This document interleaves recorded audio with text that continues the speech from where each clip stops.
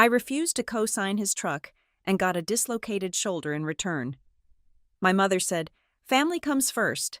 But when the repo man knocked on the door, I discovered the signature on the paperwork wasn't mine. Who had copied it, who had sent the death threats, and why? This time was the person who turned everything around. A repo man. My name is Lena Hart, and this is my story.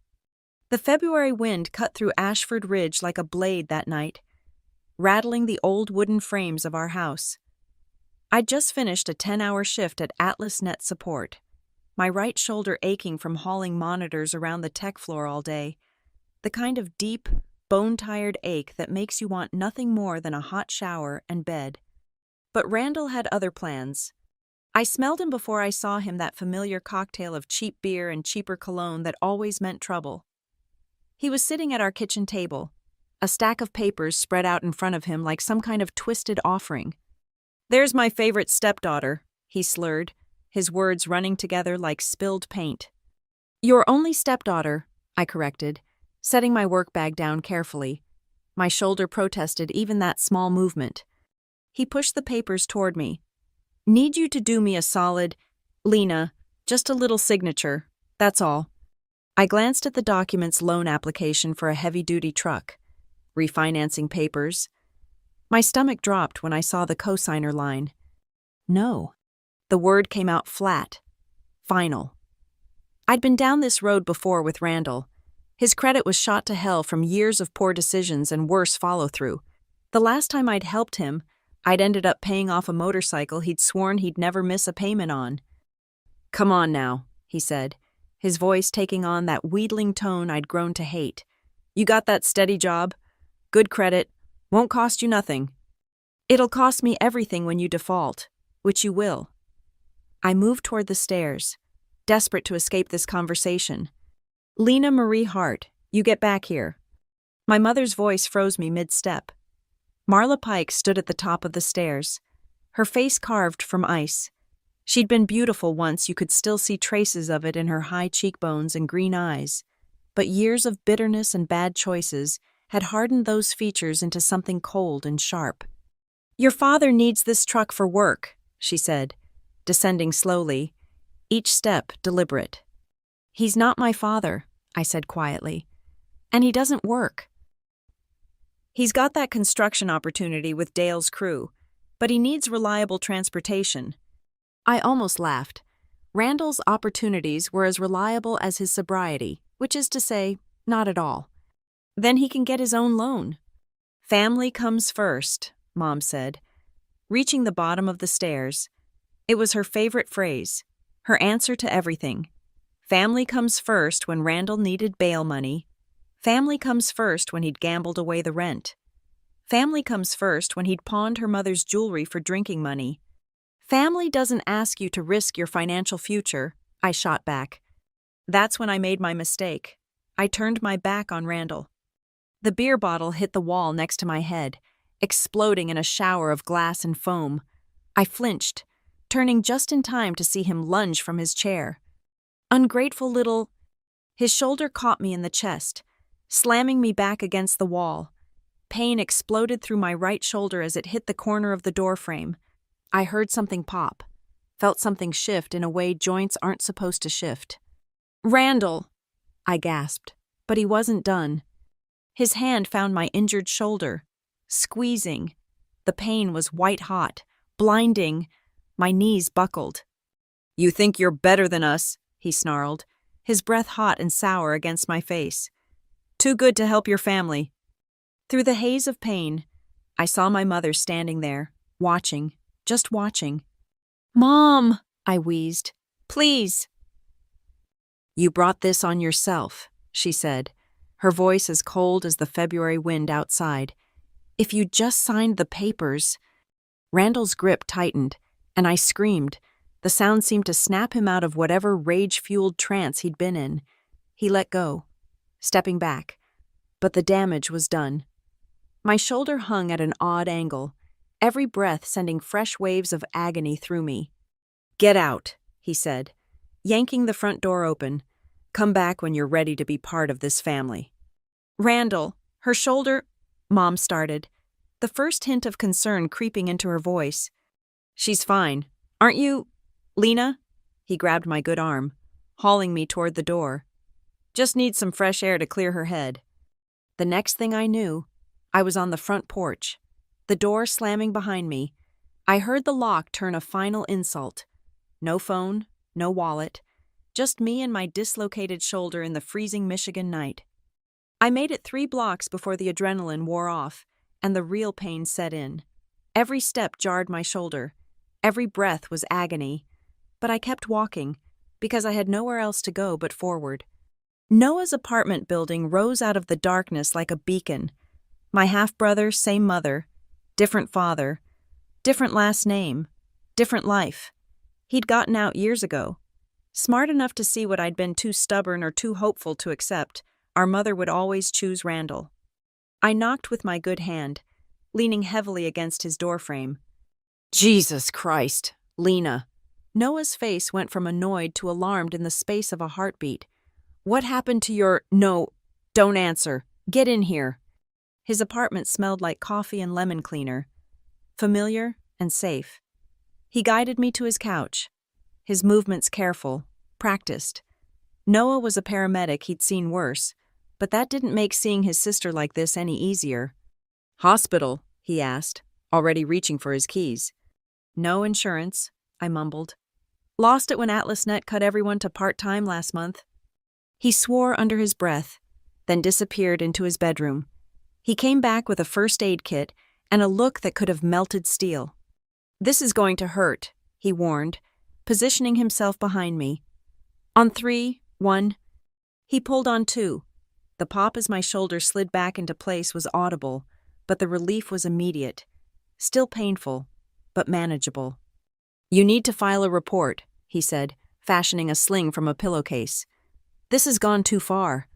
Mom was there. She watched. "Of course she did." Noah's voice was bitter. He'd learned long ago what I was only now accepting. Marla Pike's love was conditional, and the conditions always favored Randall. I stayed on Noah's couch that night, wrapped in blankets that smelled like fabric softener and safety, but I didn't sleep. I kept replaying the scene, seeing my mother's cold eyes, feeling Randall's hands on my shoulder. Family comes first. But what happens when family is the thing destroying you? Morning came too soon, bringing with it a new kind of pain, the deep, bone-bruise ache of reality setting in.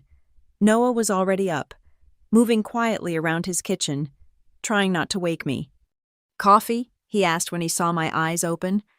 "Please." I sat up carefully, testing my shoulder. Sore but functional. He handed me a mug and sat across from me, his expression serious. "You filing charges?" "I don't know." "Lena." "I know what you're going to say.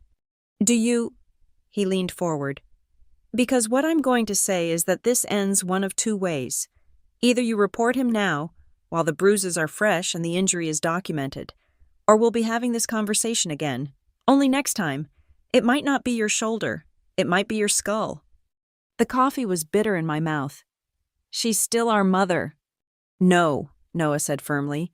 "She's the woman who gave birth to us. There's a difference." He was right. I knew he was right. But knowing something and accepting it are 2 different things. "I'll go with you," he offered. "To the police station. You don't have to do this alone." That's how I found myself at the North Lake Sheriff's Office 2 hours later, sitting across from Detective Patricia Morse, a woman who looked like she'd seen too much but still cared enough to listen. "Take your time," she said, sliding a box of tissues across the table. I hadn't realized I was crying. I told her everything, the loan papers, the confrontation, the assault, the way my mother had stood there, watching. Detective Morse took notes, her expression carefully neutral, but I saw her jaw tighten when I described the shoulder injury. "Do you have somewhere safe to stay?" "My brother's place." "Good. I'm going to need you to see a doctor. Get that shoulder documented. The department can provide a voucher for the county clinic." "What happens next?" "We'll pick him up for questioning. Based on what you've told me and the visible injuries, we have enough for assault charges. The prosecutor will decide if they want to pursue domestic violence enhancements." Domestic violence. The words felt strange in my mouth, like they belonged to someone else's story. Your mother, Detective Morse said carefully. She witnessed the assault. Yes. That makes her a material witness, depending on her statement. She didn't finish, but she didn't need to. Depending on her statement, my mother could either corroborate my story or destroy it. She'll lie for him, I said quietly. She always does. Detective Morse's expression softened slightly. I'm sorry this happened to you, but you did the right thing coming here. We'll do everything we can to keep you safe. Safe, another word that felt foreign now. Noah was waiting in the lobby when I finished, pacing like a caged animal. How'd it go? They're going to arrest him. Good. We were halfway to his car when his phone buzzed. He frowned at the screen, then showed it to me. A text from an unknown number. Tell your sister she made a mistake. Family doesn't betray family. That's Mom's burner phone, I said, recognizing the pattern of the message if not the number. Noah's phone buzzed again. This time it was a photo his car in the parking lot. All 4 tires slashed. He was already running. Sure enough, his Honda sat on 4 flat tires, long gashes in the sidewalls. A piece of paper was tucked under the windshield wiper. Don't touch it, I warned, pulling out my own phone to call Detective Morse. She arrived within minutes, accompanied by a crime scene tech who photographed everything before carefully removing the note. Even from a distance, I could read the block letters, "Next time it won't be tires." This changes things, Detective Morse said. Witness intimidation is a felony. I'm expediting the arrest warrant.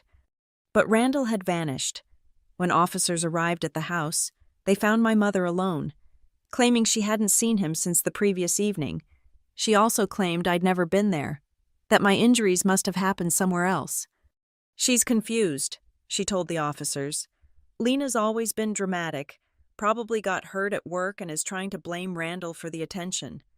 I heard about her statement secondhand, from Detective Morse, who delivered it with the kind of professional neutrality that barely masked her disgust. She's lying, I said unnecessarily. I know, but without physical evidence placing you at the scene. What about my work badge, my wallet? They're still in the house. She claims she hasn't seen them. We'd need a warrant to search, and without corroboration. The system, I was learning, had a lot of cracks for people like Randall to slip through. That night, Noah and I sat in his apartment, eating takeout Chinese food in silence.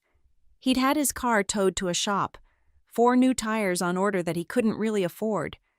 I'll pay you back, I said. Don't, he stabbed at his lo mein with perhaps more force than necessary. This isn't on you. He slashed them because of me. He slashed them because he's a violent asshole who thinks intimidation will make this go away. Noah set down his chopsticks. You know what? Let him think that. What? Let him think he's winning.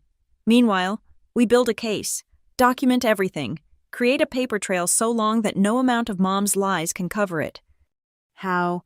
Noah smiled, and it wasn't a nice smile. Randall's not the only one who can play dirty. Remember that truck he wanted you to co-sign for? Yeah. What do you want to bet he's going to try to get it anyway? I thought about it. Randall had been obsessed with that truck, talking about it for weeks before he'd ambushed me with the loan papers. A Ford F-350 diesel, with all the bells and whistles, way more truck than he needed, but Randall had always confused wants with needs. He can't get a loan without a co-signer, I pointed out. His credit's trash. Legally, no. But when has Randall ever let legality stop him? A cold feeling settled in my stomach. You think he'd forge my signature? I think a man who'd dislocate his stepdaughter's shoulder over a truck loan is capable of anything. The next morning, I did something I should have done years ago. I pulled my credit report. And there it was. Like a neon sign pointing to Randall's desperation, an inquiry from Harbor and Pine Bank dated the day after the assault. He didn't waste any time, Noah observed, reading over my shoulder. An inquiry isn't a loan, I said, but my voice sounded uncertain even to me. Not yet, but want to bet he's working on it. I called Harbor and Pine. navigating through their automated system until I reached a human being in the loan department. I need to verify that no loans have been taken out in my name, I explained. I can help with that. Can I have your social security number and date of birth? I provided the information, listening to keyboard clicks on the other end. I show one application in process, the representative said, for a vehicle loan, submitted 2 days ago. My blood ran cold. I didn't submit any application. I see. The application shows as pending final approval. There's a co-signer listed as that you. What's the primary applicant's name? Randall Pike. I closed my eyes. I need to speak to your fraud department. That application is fraudulent. I never agreed to co-sign anything. The representative's tone shifted immediately. I'm transferring you now. Please stay on the line. The fraud department was efficient. I'll give them that. Within an hour. I was at their main branch, sitting across from James Morrison, the credit manager, and filling out affidavits. The signature on the application, he said, sliding a paper across the desk. Is this yours? I stared at it, my name in blue ink. The letters almost right, but not quite. Close enough to pass a casual inspection, but the E in Lena was wrong, and the H in Hart was too elaborate. No, someone tried to copy it, but this isn't my signature. Do you have any idea where they might have gotten a sample to copy? I thought about it, then remembered. My old lease agreement. I signed that at the house, left a copy with my mother, blue ink, just like this. Morrison made notes. We'll need to review our security footage, see who submitted the application. In the meantime, we're flagging this as potential fraud and freezing the application. What if they try another bank? File a police report for the identity theft, then put a fraud alert on your credit. That'll require any lender to verify with you directly before approving anything. More paperwork, more reports. My life was becoming a paper trail of Randall's crimes. Detective Morse was unsurprised when I called her with the update. Forgery and identity theft on top of assault and witness intimidation, she said. Mr. Pike is building quite a resume. We've upgraded his warrant to a multi-jurisdictional alert. But Randall was still in the wind, and my mother was still lying for him. That evening, while Noah was at work, someone knocked on his apartment door. 3 sharp raps, authoritative. I peered through the peephole and saw a man in coveralls holding a clipboard. Yeah. Looking for a Randall Pike. This is current address. No, why? The man consulted his clipboard. Got a recovery order for a 2019 Ford F-350. Payments overdue. My heart skipped. There's no Ford truck here. You sure VIN ends in 4782? I'm sure. Randall Pike doesn't live here. The man shrugged. If you see him, tell him Wyatt Calder from Ridge Recovery is looking for him. And that truck. He left a business card wedged in the doorframe. I stared at that card for a long time after he left. Wyatt Calder, recovery specialist. Ridge Recovery, LLC. A repo man. Looking for a truck that, according to Harbor and Pine Bank, hadn't even been purchased yet. I called the bank, but they were closed. Then I called Noah. You need to call that repo guy back, he said immediately. Something's not adding up. Wyatt Calder answered on the second ring. Ridge Recovery. This is why. Mr. Calder. This is Lena Hart. You were just at my brother's apartment looking for Randall Pike. That's right. You know where I can find him. Or the truck. That's just it, according to Harbor and Pine Bank. That truck loan was never approved. It's flagged as fraud. There was a pause. Ma'am, I'm looking at the paperwork right now.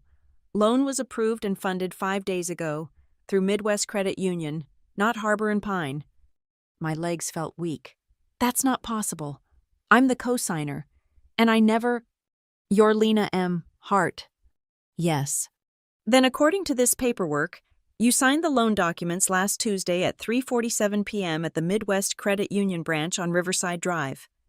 Last Tuesday at 3:47 p.m., I'd been handling a server crash at AtlasNet, surrounded by witnesses, but somehow I'd also been across town, signing loan documents for a truck I'd refused to co-sign for.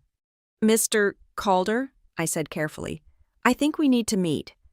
An hour later, I was sitting in a Denny's off Highway 23 across from Wyatt Calder.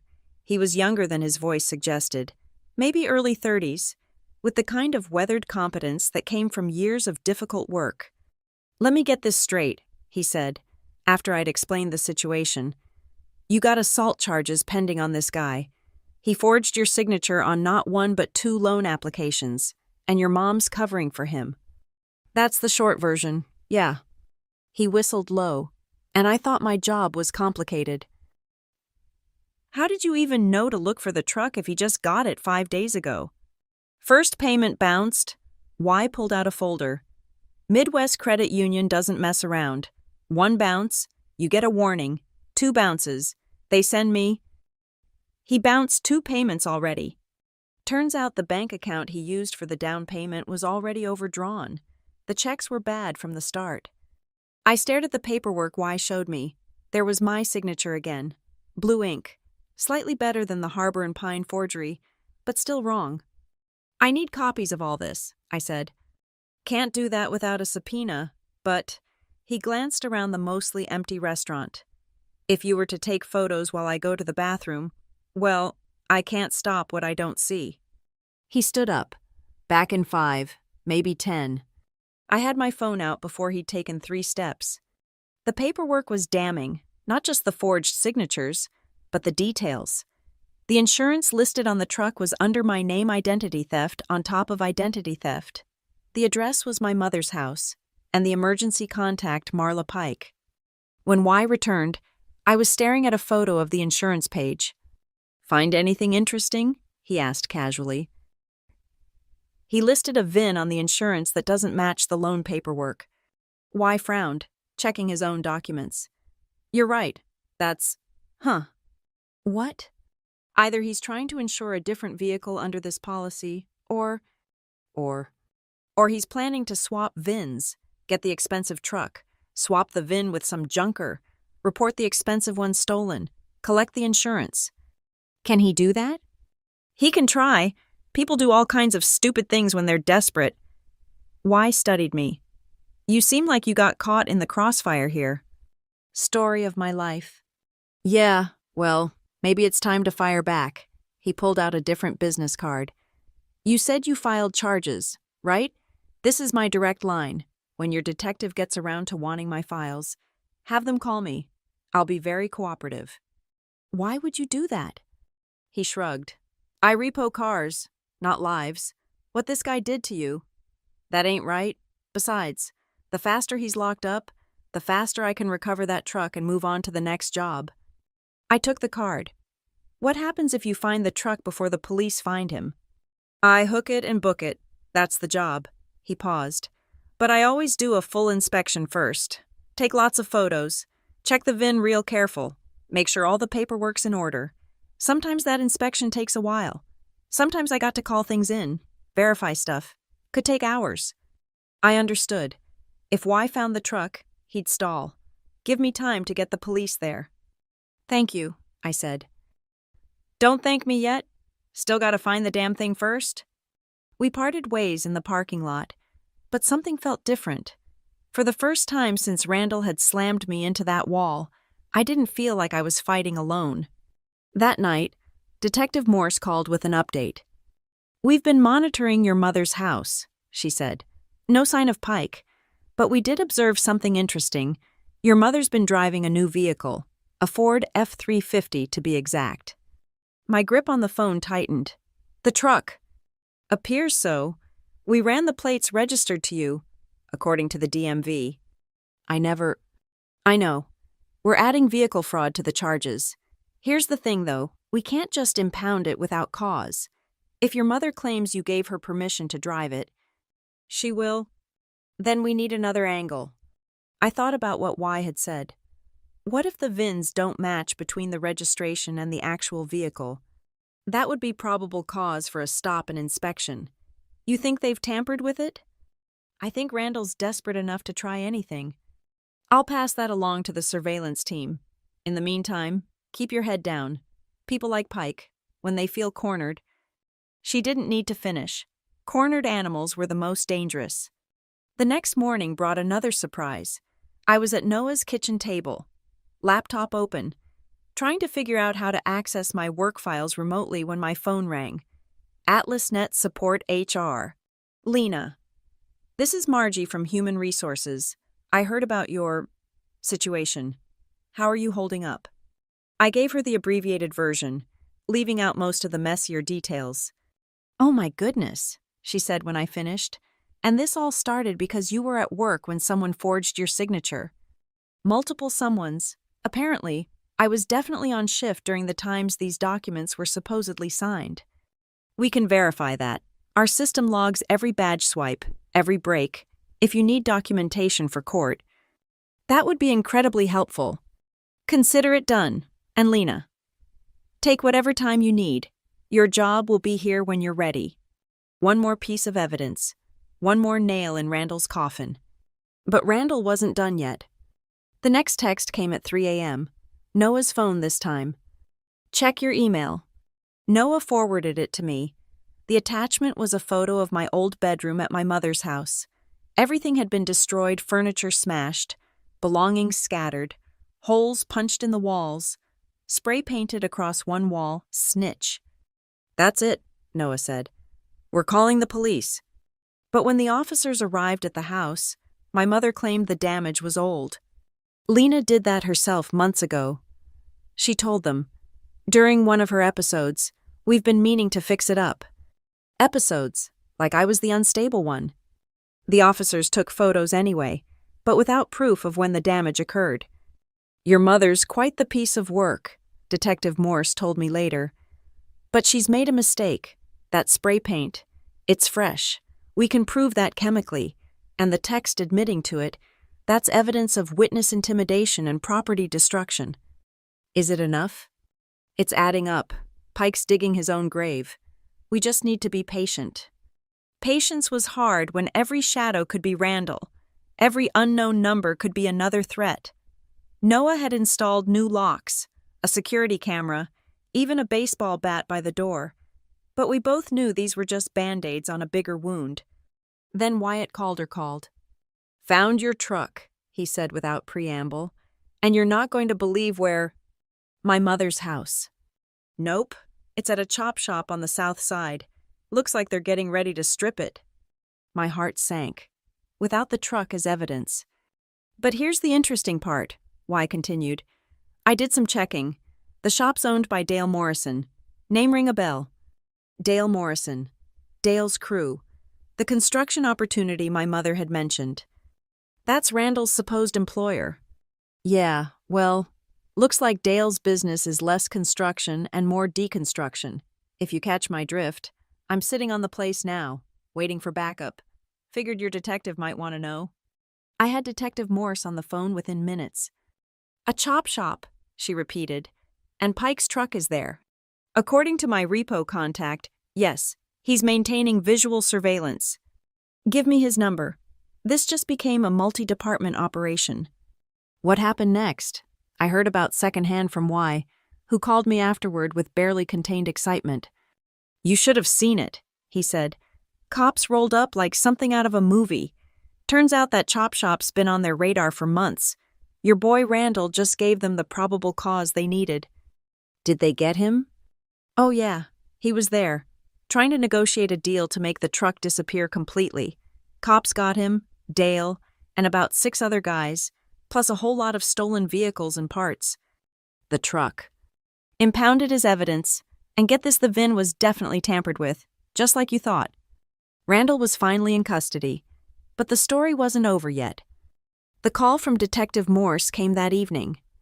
Pike's been charged with assault, witness intimidation, identity theft, forgery, insurance fraud, and now conspiracy to traffic stolen vehicles. His bail hearings tomorrow. Will he get bail? Not if I have anything to say about it, but there's something else. Your mother's been calling, wanting to talk to you. No. I figured you'd say that, but she's also been calling here, trying to change her statement, claims she remembered things wrong. She wants to tell the truth. More likely she realizes being an accessory to identity theft and insurance fraud carries jail time. She's trying to save herself. I felt nothing, no satisfaction, no sympathy, just nothing. There's going to be a civil suit too, Detective Morse added. The credit union wants their money back, and with your documentation, you should be able to get the fraudulent accounts removed from your credit report. What about my mom? That's up to the prosecutor. Depends on how cooperative she is. Cooperative, another word for throwing Randall under the bus to save herself. The bail hearing was the next morning. Noah took off work to go with me. You don't have to do this, he said as we walked into the courthouse. Yes, I do. The courtroom was smaller than I'd expected. Randall was brought in wearing orange and shackles, looking smaller somehow, diminished. He caught sight of me and his face twisted with rage. My mother was there too, sitting behind the prosecutor. She'd tried to catch my eye when we walked in, but I kept my gaze forward. The prosecutor laid out the charges methodically: the assault, the threats, the forged documents, the insurance fraud, the connection to the chop shop. With each charge, Randall seemed to shrink further. His court-appointed attorney tried to argue for reasonable bail. Randall had community ties, no previous record of violence a lie, and nowhere to run. Then the prosecutor played his ace. Your Honor, we've recently discovered Mr. Pike used his stepdaughter's information to secure not just one, but potentially multiple fraudulent loans. We're still investigating the full scope of the identity theft. The judge's expression hardened. Bail is denied. The defendant will remain in custody pending trial. As they led Randall out, he turned to look at me one last time.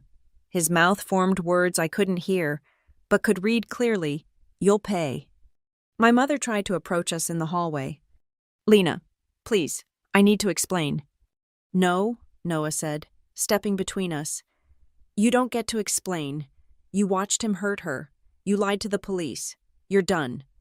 I'm your mother. Were, I said quietly. You were our mother. Her face crumbled. Family comes first. You're right, I said. It does, which is why I'm choosing the family that actually cares about me. Goodbye, Marla. We left her standing there, still muttering about family loyalty to an empty hallway. 2 weeks later, I was back at the courthouse for a civil hearing. The credit union wanted their money back, and they wanted it from the right person, Randall, not me. Wyatt Calder was there as a witness, looking uncomfortable in a suit and tie. Don't clean up too bad, I told him. He grinned. Yeah, well, figured I should make an effort. Not every day I get to help take down a whole fraud ring. The hearing was straightforward. With the evidence of forgery and identity theft, the judge quickly ruled in my favor. All fraudulent accounts would be removed from my credit report. The credit union would have to pursue Randall for their losses. Additionally, the judge said, given the criminal nature of the fraud, I'm ordering the immediate return of any assets acquired through said fraud, which meant the truck. After the hearing, Y approached me. So, technically, that truck's getting released from impound next week. Still property of the credit union until they can auction it. Okay. They hired me to transport it to auction. He pulled out his keys. Might take the long way. Might drive past a certain house on Maple Street. Might have to stop for paperwork. Maple Street, my mother's house. That's very thorough of you. I'm a professional, he winked.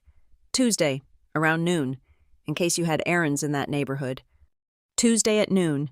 I did indeed have errands. Noah drove, parking across from our childhood home. The house looked smaller than I remembered. Sadder. The lawn was overgrown. Newspapers piling up on the porch. A for sale sign sat crooked in the yard. She's moving, Noah asked. Can't afford it without Randall's contributions, I said. I felt nothing. Then I heard the distinctive rumble of a diesel engine. The F-350 rounded the corner, Wyatt behind the wheel. He pulled up right in front of the house, letting the engine idle for a moment, long enough for curtains to twitch, long enough for my mother to see what she'd lost. He hit the horn twice, not necessary, just enough to make sure she was watching, then put the truck in gear. As he drove past us, I saw him give a small salute. Feel better? Noah asked. Not really, but not worse either. My phone buzzed, a text from an unknown number. Check your mail. That's cryptic, Noah said, reading over my shoulder. When we got back to his apartment, there was a padded envelope in his mailbox. Inside was a USB drive and a note in Y's handwriting. Thought you might want these for your records. Body cam footage from every repo attempt, including some interesting audio from your stepdad. I plugged in the drive that night, hours of footage, but the relevant parts were easy to find. Randall, caught on camera, bragging to Dale about the dumb bitch who refused to help family, admitting he got her signature anyway, laughing about how his old lady would back up whatever story he needed, and my mother, in one clip, on the phone, just take the truck before she can cause more problems. Family comes first, remember. Evidence, all admissible, all damning. I made copies and sent them to Detective Morse. The trial was set for 3 months out. Randall's public defender tried to negotiate a plea deal, but the prosecutor wasn't feeling generous. Too many charges, too much evidence, too many agencies involved. My mother tried calling a few times, left voicemails about forgiveness and second chances. I deleted them without listening all the way through. Some bridges, once burned, weren't meant to be rebuilt. AtlasNet welcomed me back with minimal fuss. Margie from HR had a stack of documentation waiting every login, every badge swipe, every break. Proof that I'd been at work when I was across town signing fraudulent documents. We've also implemented a new policy, she told me. Any employee who's a victim of identity theft or domestic violence can access our legal aid fund. Since when do we have a legal aid fund? Since about 2 weeks ago. The CEO heard about your situation. Figured if we could help prevent this from happening to other employees. I had to blink back tears. After everything, this unexpected kindness hit harder than any of Randall's cruelty. The weeks passed. The threats stopped. The fear began to fade. I moved out of Noah's apartment and into my own place, nothing fancy. But it had good locks and was on the 3rd floor. Harder to slash tires when you had to climb stairs to do it. Wyatt called occasionally with updates. The Chop Shop investigation had expanded, pulling in a whole network of criminals. Randall's attempt to make one truck disappear had exposed an entire operation. You did law enforcement a favor, he told me. Even if that wasn't the plan. I just wanted him to stop hurting me. Yeah, well, mission accomplished. He's looking at 15 to 20 when all's said and done. 15 to 20 years. It should have felt like victory. Instead, it just felt like the end of a very long, very painful chapter. The trial itself was almost anticlimactic. Randall had finally taken a plea deal guilty on all counts in exchange for concurrent sentences. He looked older in court, grayer, smaller. When asked if he had anything to say, he just shook his head. My mother wasn't there. I heard later she'd moved out of state, living with a cousin. Still telling anyone who'd listen how her ungrateful children had ruined her life. After the sentencing, Wyatt found me outside the courthouse. So, that's that, he said. That's that. You did good. Standing up to him, fighting back. Not everyone can do that. I had help, I smiled. From a very thorough repo man. He laughed. Just doing my job. Although, he pulled out a business card. If you ever need a reference for anything job, apartment, whatever, give me a call. I'll tell them how you took down a whole criminal operation with nothing but determination and good documentation. I took the card. Thanks, for everything. Don't mention it. Seriously. Don't. I got a reputation to maintain. We shook hands and parted ways. I never saw him again, but I kept his card. A reminder that sometimes help comes from the most unexpected places.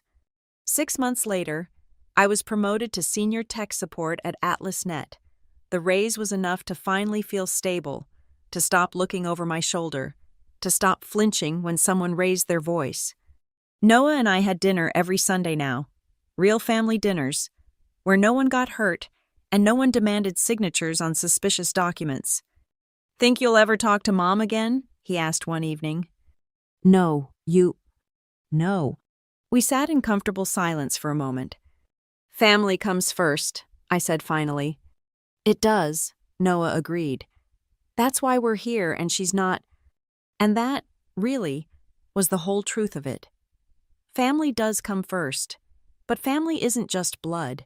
It's not obligation or manipulation or standing by while someone hurts you. Family is the people who stand up for you, who help you fight back, who offer you shelter in the storm. Family is a half-brother who tends your wounds without questions, a detective who believes your story, a coworker who documents your whereabouts, even a repo man who takes the long way to make sure justice gets served. Randall took a lot from me, my sense of security, my relationship with my mother, my faith in the system, but he also taught me something valuable. Sometimes the best revenge isn't elaborate. Sometimes it's just refusing to sign on the dotted line, standing your ground, and letting someone's own choices destroy them. He wanted that truck so badly he was willing to destroy everything to get it. In the end, it destroyed him instead. And me, I learned that family does come first. You just have to be careful how you define family. The February wind still cuts through Ashford Ridge like a blade, but I don't feel it the same way anymore. Now I've got a warm coat, a safe home, and the knowledge that I survived something that could have broken me. All because I said no to co-signing a truck loan. Funny how the smallest decisions can change everything. Thank you so much for listening to my story.